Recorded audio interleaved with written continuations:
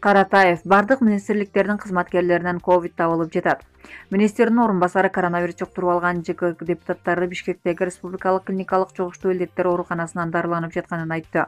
Коронавирус бир гана Ак үйдөн эмес, бардык министрликтердин кызматкерлеринен табылып жатат. Бул тууралуу саламаттык сактоо министринин орун басары Мадамин Каратаев брифинг учурунда билдирди. Ал коронавирус жуктуруп алган жогорку кеңештин депутаттары Бишкектеги республикалык клиникалык жугуштуу илдеттер ооруканасында дарыланып жатканын айтты. Бирок алардын аты жөнүн атоо этикага туура келбей турганын кошумчалады. Коронавирус бир гана Ак үйдөн эмес, бардык министрликтердин кызматкерлеринен чыгып жатат. Мындан сырткары маалымат кызматтардын өкүлдөрүнөн да табылууда. Ошондуктан сандардык норманы сактап, мүмкүнчүлүк болсо аралыктан иштөөнү сунуштайт элек, деди министрдин орун басары. Кыргызстанда бир суткада 228 адамдан коронавирус чыгып, жалпы жуктургандар 3954-кө жетти. Анын ичинен 2112 айыгып, 43 адам каза болду. Булак Спутник KG.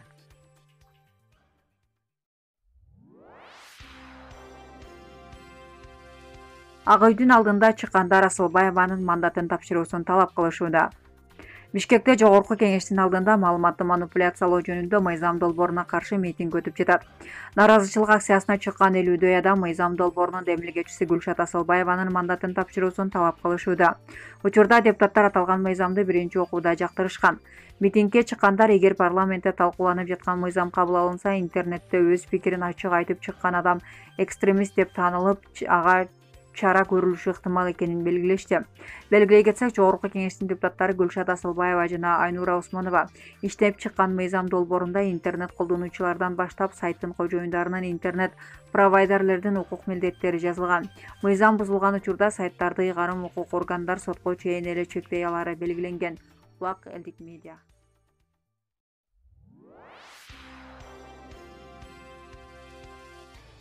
Нариман Түлеев: мен абакта жатканда акчаны төлөп чыга бер дегенсиз, деп кимге кайрылды? Бишкек шаарынын экс-мэри Нариман Түлеев мурдагы президент Алмазбек Атамбаевга карата соттук чечим чыккандан кийин Facebook баракчасы аркылуу кайрылуу жасады. Белгилей кетсек, Алмазбек Атамбаев 1-май райондук сотунун чечими менен 11 жыл 2 айга соттолуп, мүлкүн конфискациялоо чечими чыккан. Анда Чүй жана Ысык көл облустарындагы жер тилкелери, Апрель жана Каналди ТВлары, Унаалар медиа форумдун имараты, Кыргыз автомаш ассоциациясы, банктык эсептер жана башка мүлктөр конфискациялана турган болду.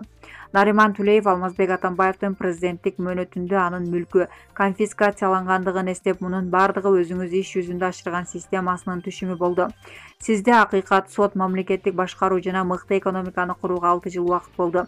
Бул убакытты сиз интрига, башка ойду кармагандар менен күрөшүү, оппозиция жана сөз эркиндигин басуу, керектүү адамдарга кызмат берүү маселелерин чечүү менен гана элек болдуңуз. Эсиңиздеби, мен абакта жатканда акчаны төлөп коюп чыга бер дегенсиз. Сиз деле $15 миллион төлөп коюп чыга бериңиз. Мен сиздин абалыңызды душманыма дагы каалабайм, деп жазган Бишкек шаарынын экс-мэри Нариман Түлеев. Булак Элдик Медиа.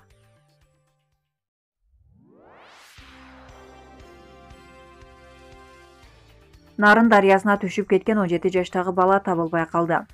14-июнь күнү Ак Сый районунун Үч Коргоон айыл аймагындагы Кулма айылында 2003 жылы туулган бала Нарын дарыясына түшүп кеткен. 16-июнь күнүнө чейин куткаруучулар издөө иш-чаралары жүргүзүшкөн, бирок натыйжа болгон жок. 24-июнь күнү издөө иштерин улантуу максатында ОКМКнын Роконун Таш көмүр шаардык номер 2 ОИКодон 7 куткаруучу, Ак Сый райондук номер 30 ОКБдан 5 куткаруучу, жалпы 12 куткаруучу тартылган. Туугандарынын ыраазычылык катынын негизинде издөө иш-чаралары токтотулган. Булак Элдик Медиа.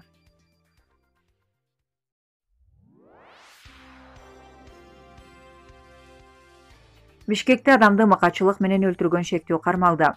Бишкекте адам өлтүрүүгө шектелип 46 жаштагы жаран кармалды. 2-июнь күнү саат 5:55 чамасында милицияга чакыруу түшүп, анда 3-кичи райондогу көп кабаттуу үйлөрдүн биринде жашы 50-55 чамасындагы эркек кишинин жансыз денеси табылганы маалымдалган. Маркум зомбулук менен өлтүргөнүн айтылган.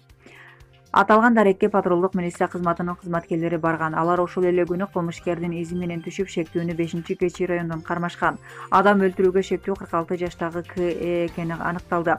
Бул окуя адам өлтүрүү беренеси менен КЖБрге катталып, тергөө уланууда. Булак Элдик Медиа.